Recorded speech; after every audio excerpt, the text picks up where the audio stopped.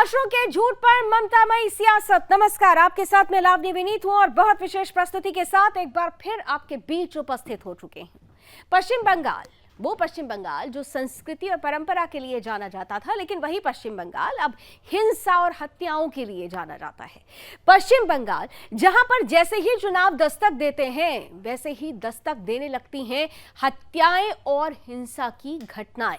ऐसा ही होता है हर बार, बारंबार हर बार ऐसा होता है कि पश्चिम बंगाल में चुनावी शंखनाद होता नहीं है कि हत्याएं और हिंसा होने लगती है। ऐसा ही कुछ इस बार भी पंचायत चुनाव से की नोटिफिकेशन के साथ ही दिखाई देने लगा।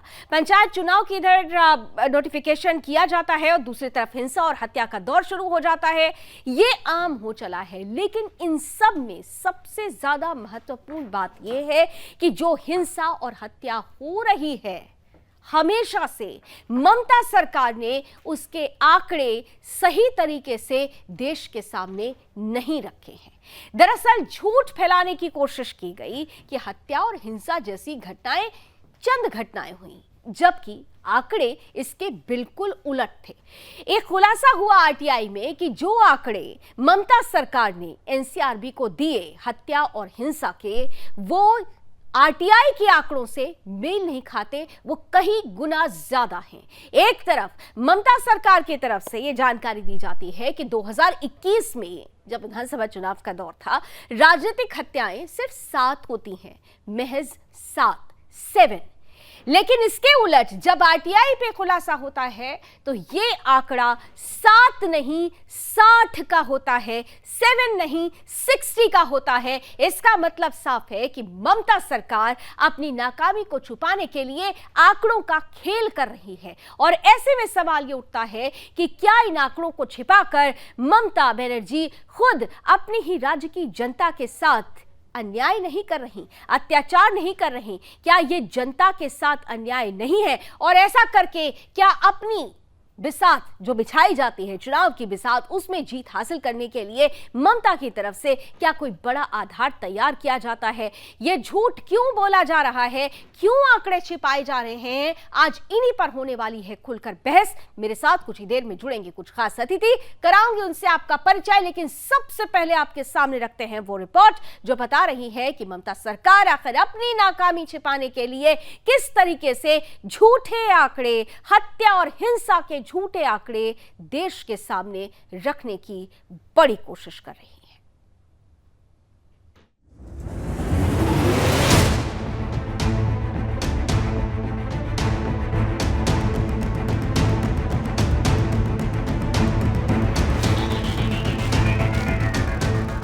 पश्चिम बंगाल, वो सूबा जहां हर चुनाव में बिछ जाती है लाशें, हिंसा के आगे नतमस्तक हो जाती है स्टेट मशीनरी और कानून व्यवस्था तोड़ देती है दम। वही बंगाल एक बार फिर से पंचायत चुनाव से पहले जल रहा है। चुनाव के दौरान हिंसा और मौत की सुर्खियां तो आम हो चुकी हैं, लेकिन इस बार जो कुछ हुआ है वो आम नहीं है। आरटीआई एक्टिविस्ट ने दावा किया है कि ममता सरकार ने हिंसा और हत्याओं का आंकड़ा छिपाया है। इतना ही नहीं, बल्कि एनसीआरबी को भी गलत आंकड़े बताए गए हैं। पिछले कई सालों से बंगाल में अपराध को ठीक से रजिस्टर नहीं किया जाता। उसके आंकड़ों से छेड़छाड़, उसको छुपाना, उसको तोड़ मरोड़ के पेश करना, गलत इन्फॉर्मेशन देना, ये एक बहुत ही डरावने स्तर तक पहुंच चुका है। ये सिर्फ पब्लिक को नहीं, ये एनसीआरबी को गलत आंकड़े देते हैं, अदालत को देते हैं, गुमराह करते हैं। तो इसका कारण क्या है? इसका कारण है जो अगर आपको सही आंकड़े सामने आ जाए तो आपको पता चलेगा स्टेट का लॉ एंड ऑर्डर सिचुएशन क्या है। और इसके साथ इसका इंटरनेशनल बॉर्डर्स हैं, तो इनका जो इंटरनल सिक्योरिटी है वो भी बहुत थ्रेट पे है। आरटीआई के जरिए विश्वनाथ गोस्वामी ने पश्चिम बंगाल में राजनीतिक हिंसा की घटनाओं की जानकारी मांगी थी। मिली जानकारी से नेशनल क्राइम रिकॉर्ड्स ब्यूरो के आंकड़ों से मेल नहीं खाते। एनसीआरबी के रिकॉर्ड बताते हैं कि पश्चिम बंगाल में साल 2021 में राजनीतिक हत्या सिर्फ 7 हुई थी। वहीं आरटीआई में बताया गया है कि साल 2021 में राजनीतिक हत्या 7 नहीं बल्कि 60 घटनाएं हुई। एनसीआरबी की रिपोर्ट ये भी बताती है कि इसी साल राज्य में राजनीतिक हिंसा की सिर्फ 34 घटनाएं हुई। दूसरी ओर आरटीआई में खुलासा हुआ कि राजनीतिक हिंसा की 1017 घटनाएं हुई। मतलब साफ है कि ममता सरकार अपनी नाकामी, अपने नकारेपन को किसी भी सूरत में जाहिर नहीं होने देना चाहती। नंबर गेम यही खत्म नहीं होता, बल्कि आंकड़ों के माया जाल में सूबे की मुखिया की छवि पर और भी दाग लग सकते हैं, क्योंकि विश्वनाथ गोस्वामी ने पश्चिम बंगाल के 30 जिलों की पुलिस से राजनीतिक हिंसा और राजनीतिक हत्याओं की जानकारी मांगी थी, लेकिन 12 से ज्यादा जिलों की पुलिस ने आरटीआई पर जवाब ही नहीं दिया। मतलब दाल में कुछ तो काला है। आपको बता दें कि बंगाल में विधानसभा चुनाव 2021 के दौरान बड़े पैमाने पर हिंसा हुई थी, जिसमें ममता सरकार की जमकर लानत मलानत हुई थी। ममता कलकत्ता हाईकोर्ट तक गई। ममता सरकार ने कोर्ट में भी गलत जानकारी दी। सरकार ने एफिडेविट दाखिल कर कोर्ट को बताया कि 2 मई 2021 से 6 जून 2021 के बीच सिर्फ 29 हत्याएं हुई। और ऐसे में सवाल उठता है कि ममता सरकार हिंसा और झूठ के बल पर आखिर कब तक सूबे की रहनुमाई करती रहेंगी। और सबसे अहम ये कि कोर्ट और एजेंसियों को गलत आंकड़े बताकर ममता आखिर क्या साबित करना चाहती है। Bureau report, Sudarshan news. Paschim Bangal में मुख्यमंत्री से लेकर लोक आयुक्त तक एक ही नाम है, मुख्यमंत्री ममता बनर्जी। वो कोई काम करेंगे भी नहीं, किसी को करने भी नहीं देंगे। इसीलिए लोक आयुक्त शुभ दिखाने के लिए बनाया, हमारा भी है, लेकिन नॉन फंक्शनल है। इसीलिए इस विषय पे भी हम लोग मांग कर रहे हैं, कड़ा से कड़ा कदम उठाए, लोक आयुक्त का काम बढ़े, उसे जनता का लाभ हो। जनता जिस उद्देश्य से सरकार ने, जिस उद्देश्य से संविधान ने इसको प्रावधान देके बनाया, उसका लाभ जनता तक पहुंचे, यही हमारा मांग है। The National Commission, they are doing politics and they are behaving as a part and parcel of Bharatiya Janata Party and wing of Bharatiya Janata Party. So they are trying to create a negative approach towards state of West Bengal. So there may be some differences between an impartial figure and a figure that is coming out on behalf of organization like central commissions etc. तो हत्या और हिंसा के आंकड़े क्यों छिपाए गए, ये बड़ा सवाल है। और इन सवालों का जवाब देने के लिए हमारे साथ जो अतिथि आज जुड़ रहे हैं, उनका परिचय मैं आपसे कराती हूं। स्वागत करते हैं हमारे साथ भारतीय जनता पार्टी का पक्ष रखने के लिए रमाकांत मिश्रा जी जुड़े हुए हैं। कांग्रेस का पक्ष रखेंगे अनुज रात्रे साहब। हमारे साथ टीएमसी का पक्ष रखने के लिए संजय चक्रवर्ती जी हैं और जाने माने पॉलिटिकल एक्सपर्ट संजय राणा जी भी इस पैनल का हिस्सा हैं। आप चारों का बहुत बहुत स्वागत। आप चारों के साथ इस चर्चा की शुरुआत करूंगी, लेकिन उससे पहले मुझे यहाँ पर एक छोटा सा ब्रेक लेना पड़ेगा। ब्रेक से पहले मैं आपको बता दूं कि हमारे साथ इस डिबेट में खास तौर से आरटीआई एक्टिविस्ट विश्वनाथ गोस्वामी जी भी जुड़ेंगे। हालांकि वो हमारे साथ डिबेट का हिस्सा नहीं रहेंगे, लेकिन अपनी बात रखने के लिए वो हमारे साथ फोन लाइन पर कुछ देर के लिए रहेंगे। आप सभी का स्वागत है। विश्वनाथ जी, आपका भी बहुत बहुत स्वागत है। तो ममता सरकार क्या हत्या और हिंसा के आंकड़ों को छिपा रही है? आइए इसी पर चर्चा की शुरुआत करते हैं। और सबसे पहले हमारे साथ फोन लाइन पर आरटीआई एक्टिविस्ट विश्वनाथ गोस्वामी जी हैं। मैं उनके पास चलना चाहती हूँ। विश्वनाथ जी, मेरी आवाज आपको पहुंच रही है? आप फोन लाइन पर हैं? Am I audible? हाँ, बोलिए, बताइए। विश्वनाथ जी, ये बड़ा महत्वपूर्ण हो जाता है ऐसे समय में जब पंचायत चुनाव दस्तक दे चुका है। 8 जुलाई को पंचायत चुनाव होने और उसके पहले ही हत्याओं का दौर शुरू हो चुका है। लेकिन ये जो आंकड़े 2021 के आंकड़े जो आपने सामने रखे हैं, सबसे पहले तो हम ये जानना चाहेंगे कि आखिर आपके दिमाग में कैसे आया कि इसे लेकर एक आरटीआई दाखिल करनी चाहिए? कहीं ना कहीं से दाल में कुछ काला है। विश्वनाथ जी। अच्छा, पहली वाला बात है, ये मेरा रेगुलर एक्टिविटी है, ठीक है।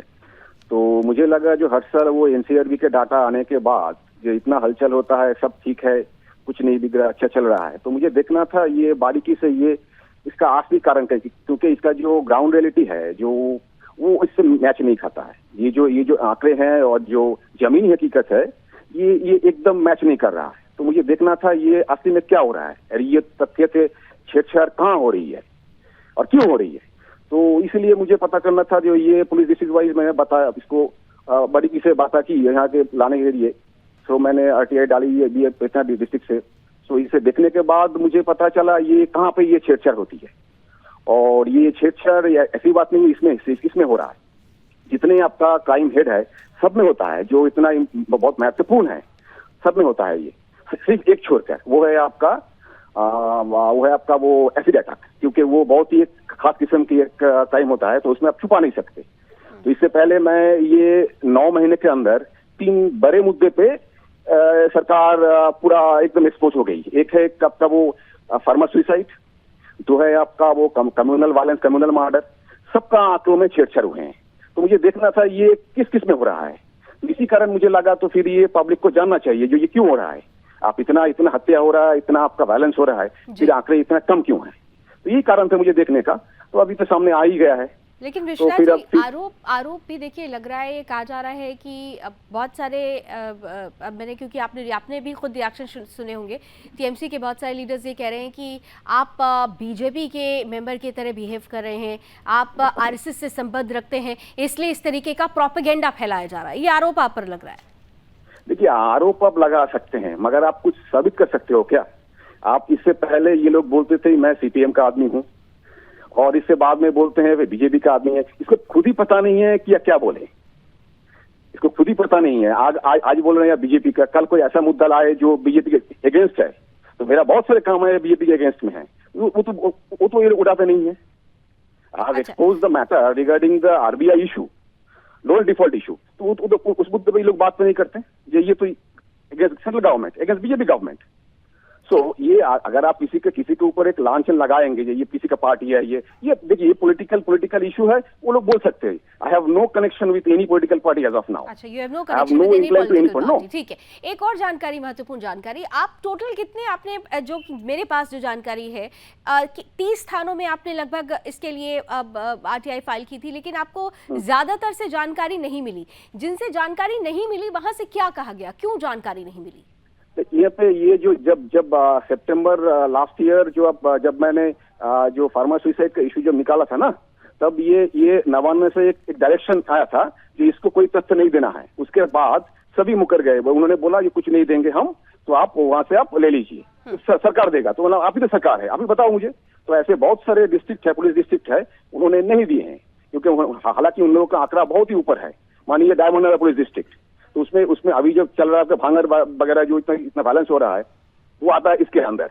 तो ये अगर आंकड़ा आते तो ये मैं आपको दावे से कह सकता हूँ, ये आंकड़े मौत का 100 पार कर चुका होता।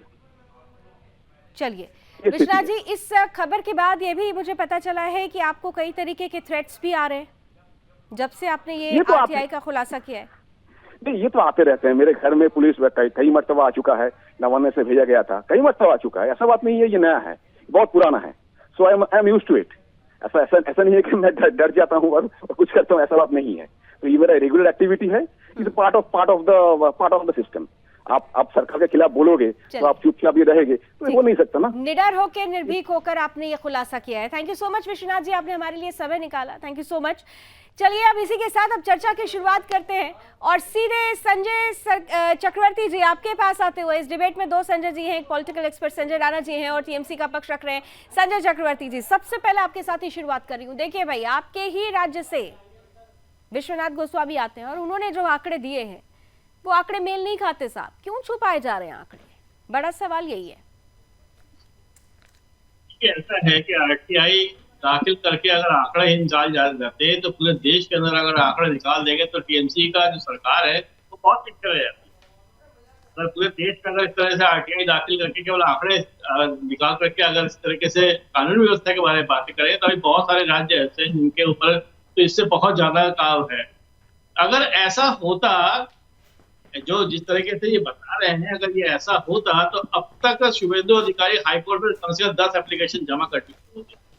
उनका तो काम ही यही है इस तरीके से। दूसरा, आपके पास CBI है, आपके पास ED है, आपके पास NIA है, आप जाकर के सारी जानकारी पता कर लीजिए किसने रोका हुआ है आपको। और फिर जब चुनाव हुआ था तो चुनाव तो केंद्र सरकार के वहां पे बल लगा हुआ था, उसके बाद चुनाव आयोग के पास सारी पावर थी, इसमें ममता बनर्जी कहाँ से आ जाती है, किस जगह से आ जाती है? ममता बनर्जी की सरकार तो आ ही नहीं सकती। कानून व्यवस्था तो चुनाव आयोग के पास था, आज भी चुनाव आयोग के पास कानून व्यवस्था है। नहीं, तो मुद्दा ये नहीं है, केवल मुद्दा ये है कि अगर हत्याएं हुई, राजनीतिक हत्या हुई, हिंसा हुई, तो उसके सही आंकड़े क्यों नहीं आपके द्वारा प्रस्तुत किए पहली गए? बात तो है, जो क्यों आंकड़े सही बताए छुपाए गए आंकड़े? नहीं, आंकड़े छुपाए नहीं गए, कुछ भी आंकड़े नहीं छुपाए गए। नहीं, ये आंकड़े वो विश्वनाथ गोस्वामी अपने मन से तो आंकड़े बनाकर लेकर आए नहीं है, उन्होंने तो थानों से आंकड़े मांगे, आपके ही राज्य के पुलिस थानों से आंकड़े मांगे गए, वो जो आंकड़े सामने आए उसी के आधार पर ये परिस्थिति बनी है कि मेल नहीं खा रहे हैं आपके आंकड़े और उनके आंकड़े। पहली बात तो ये है कि जो भी आंकड़े दिए गए हैं ये टोटल फेक है और ये फेक है, तो इसका मतलब आपके राज्य में आपके पुलिस थाने फेक और झूठ बात कहते हैं? नहीं, झूठ की बात ही नहीं है, आंकड़े ही फेक है। कौन सा आंकड़ा फेक है? आपको इसके लिए अगर नहीं, कौन से आंकड़े फेक है? आरटीआई के आंकड़े फेक है या एनसीआरबी के आंकड़े फेक है? ये जो आंकड़े आरटीआई के आंकड़े दिए हैं ये आंकड़े टोटल फेक है। अगर आपको इसके ऊपर ज्यादा भरोसा है, एक हाईकोर्ट पे जाकर नहीं, तो अब आप जरा स्टिक हो जाइए ना, क्योंकि आपकी ही पार्टी के नेता ये कहते हैं कि नेशनल कमीशन को भी पपेट जैसा है, भारतीय जनता पार्टी जैसे चाहती है नचा लेती है, तो आप तो सभी आंकड़ों को फिर फेक कह रहे हैं। मुझे क्लियरली समझ में नहीं आ रहा चक्रवर्ती साहब। नहीं, मैं तो क्लियर कह रहा हूँ ना कि एक आरटीआई दाखिल करिए, जाकर के उस पे एक पीआईआर दाखिल करिए हाईकोर्ट में जाकर के, और दाखिल करने के बाद कोर्ट में एक एफिडेविट आपकी तरफ से दाखिल किया गया था, उसमें भी तो आंकड़े जो है गलत बताए गए। कोर्ट में आप लोगों ने आंकड़े क्यों गलत बताए? 2 मई 2021 से 6 जून 2021 के बीच सिर्फ 29 हत्याएं हुई। ये कौन से आंकड़े? ये आंकड़े कहां से आ गए फिर?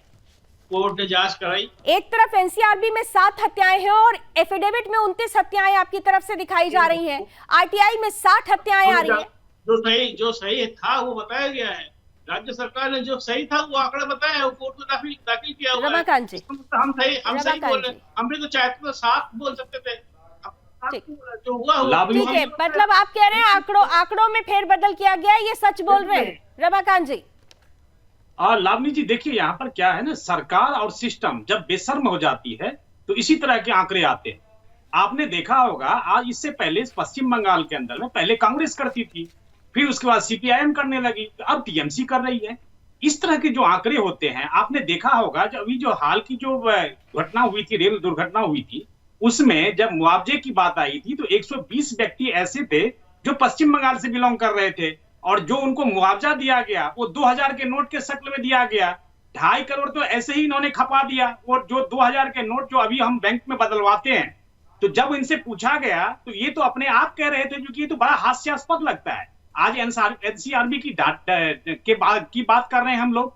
आज जो आरटीआई एक्टिविस्ट हैं, जो उन्होंने इन लोगों को 7 आंकड़े दिए राजनीतिक हत्या, हमने पिछले विधानसभा चुनाव के अंदर में देखा था, जो चुनाव का रिजल्ट आया और उसके बाद जिस तरह से घटना घटी, मुझे तो आश्चर्य लगता है, खास करके टीएमसी इतनी बेशर्म हो जाएगी और ममता दीदी वहां पर जाकर के, स्टेजों पर जाकर के, जिस तरह से मंच पर जाकर के अपने आप को पाक साफ कहती है, मुझे लगता है। लेकिन रमाकांत जी, आरोप तो आप लोगों पर भी लगाया जा रहा है। आप क्या जा रहा है कि आंकड़ों का खेल दरअसल आप लोगों की तरफ से किया जा रहा है।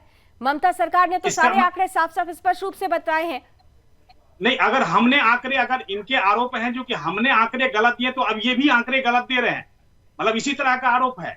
मुझे लगता है जो खास करके राज्य सरकार को अपनी बेशर्मी की जो हद है उसको कम से कम पार नहीं करना चाहिए, क्योंकि आप देखेंगे हाईकोर्ट है, अभी कह रहे थे हमारे मित्र संजय जी, अभी कह रहे थे जो कि सीबीआई और ईडी सरकार के पास है, केंद्र सरकार के पास है। अरे राज्य सरकार की अनुमति के बिना सीबीआई वहां जाती नहीं। और जिस तरह से उस समय में राज्यपाल जो धनखड़ साहब थे, जो अभी वर्तमान के उपराष्ट्रपति हैं, वो जब उस समय में राज्यपाल थे, उन लोगों ने कैसे, सरकार ने किस तरह से उनके साथ व्यवहार करते थे। और मुझे लगता है जो कि खास करके वहां का जो पुलिसिया सिस्टम है, वो पुलिसिया सिस्टम अभी भी अंग्रेजों के जमाने जैसा है। इतना तो तय है कि राजनीति और सियासत के बीच में आंकड़ों का अगर खेल हो रहा है तो इस खेल में नुकसान राज्य की जनता का हो रहा है। सरकार, चक्रवर्ती साहब, सरकार अगर आंकड़े छिपाती है तो सीधा नुकसान जनता का होता है, ये भी ध्यान में रखना होगा। मैं अनुज यात्रा साहब से भी एक रिएक्शन इस पर लेना चाहती हूँ, क्योंकि अनुज जी, साफ तौर पर ये कहा जा रहा है आप लोगों की तरफ से कि देखिए चुनाव में हर हाल में जीतना है, सामदान दंड भेंट सब लगा देना है, और इसीलिए आंकड़ों को छिपाया है, तो ये कोई बड़ी बात नहीं है। अनुज जी, ये बहुत ही गंभीर विषय है कि जिस एनसीआरबी को लेकर के पूरा देश विश्वास करता था, अनुज देश जी की की ऑडियो जनता प्लीज थोड़ा विश्वास- बढ़ाइए। जी अनुज जी प्लीज कंटिन्यू कीजिए। मेरा ऑडियो आ रहा है आप तक? हाँ जी प्लीज बोलिए। देखिए, मैं बोल रहा हूँ ये बहुत ही गंभीर विषय है कि जिस एनसीआरबी को विश्वसनीयता पे पूरा देश जो है एक विश्वास करता था, देश की जनता विश्वास करती थी, राजनीतिक दल से लेकर के तमाम जो है सोसाइटी के लोग उसी को देख करके तय करते थे कि कहाँ क्या चल रहा है, अपराध में कहाँ कमी हो रही है, कहाँ बढ़ोतरी हो रही है, कहाँ महिलाओं के खिलाफ अपराध हो रहे हैं, कौन से राज्य में अपराध ज्यादा हो रहा है, कौन से राज्य में जनता सुरक्षित है। लेकिन अब ये भी खेल देखने में आपका चैनल को मैं बधाई दूंगा कि आपने इस चीज का खुलासा किया है कि आज एनसीआरबी के आंकड़ों के साथ भी अब राज्य सरकारें छेड़छाड़ कर रही हैं। ये तो बहुत ही गंभीर बात है।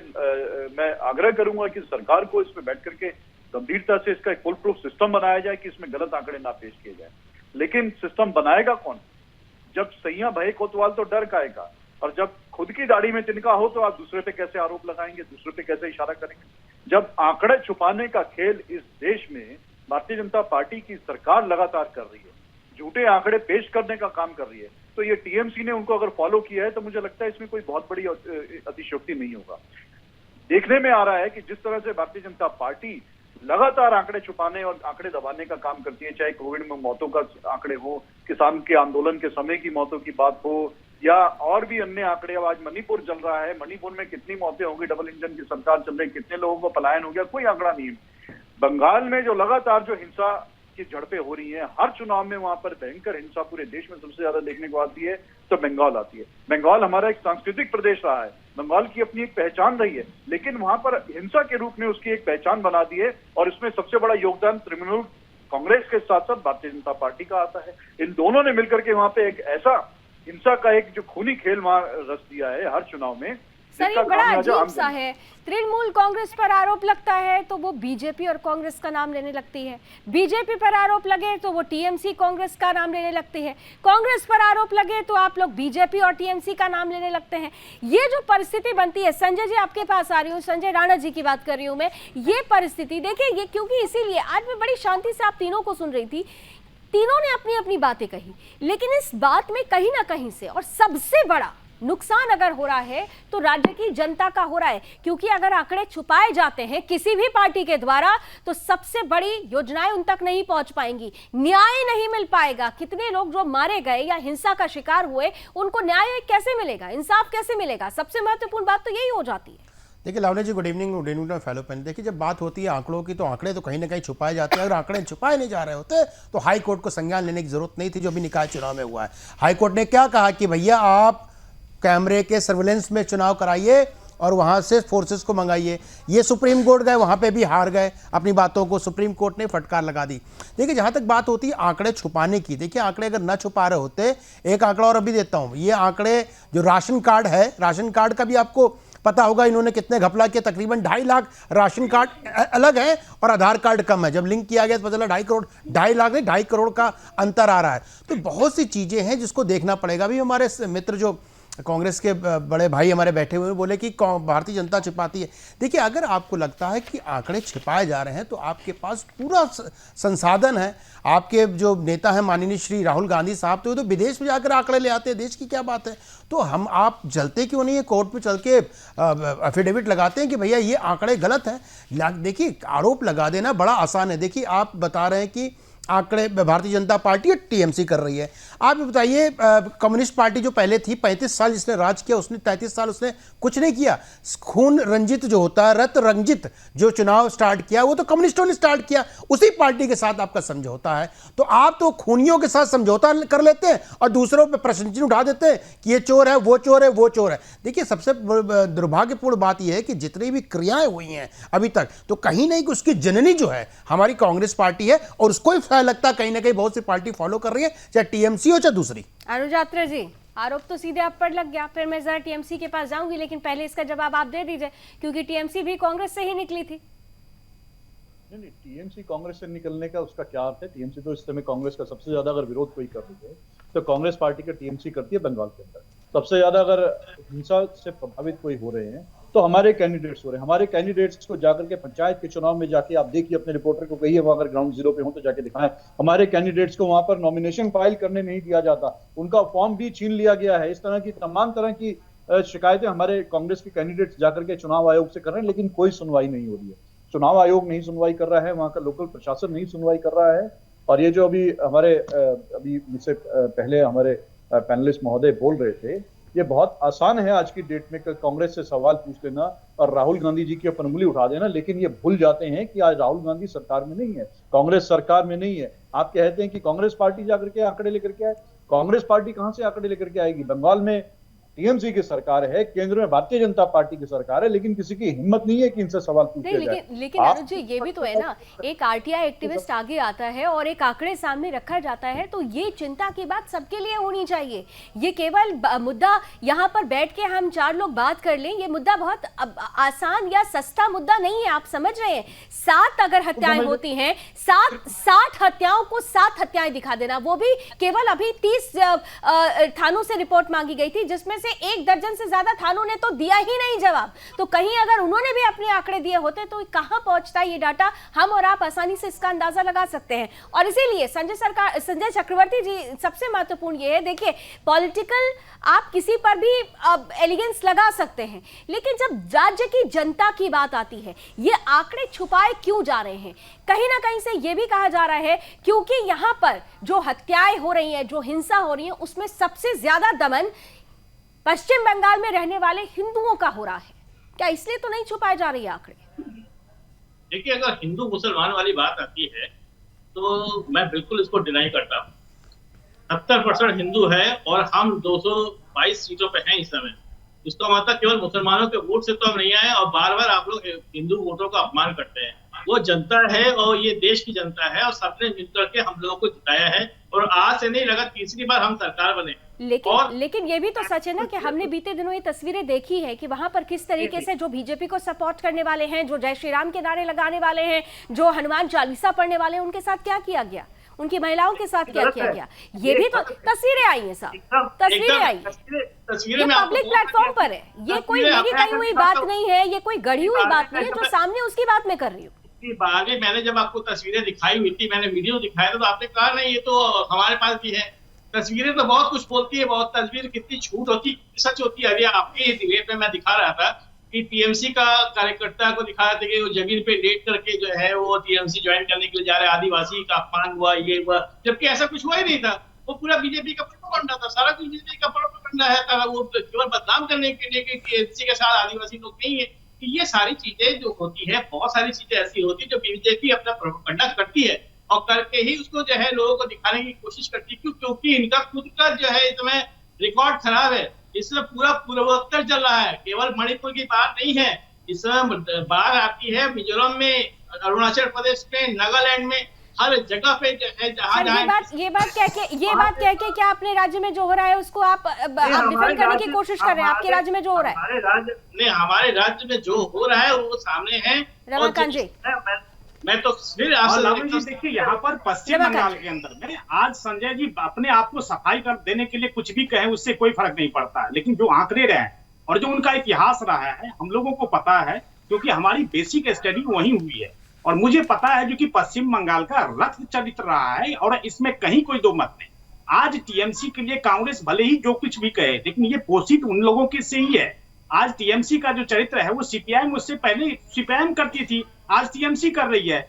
जिस तरह से आप देखेंगे जो भेदभाव वाली जो डिस्क्रिमिनेशन